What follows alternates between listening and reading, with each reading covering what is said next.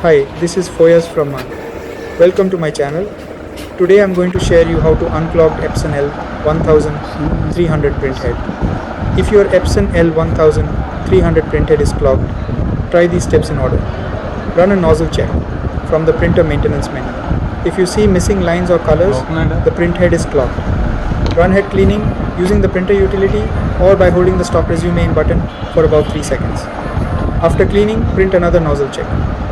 Repeat this up to 3 times, but avoid excessive cleaning because it uses a lot of ink. If it still doesn't improve, turn the printer off and leave it for at least 12 hours. Then perform another nozzle check and head cleaning. Epson recommends this instead of repeatedly running cleaning cycles. If the printer has been unused for a long time, use the powering flushing, if available in the Epson driver, to push fresh ink through the tubes. If software cleaning fails, the printhead may require manual cleaning with Printhead cleaning solution.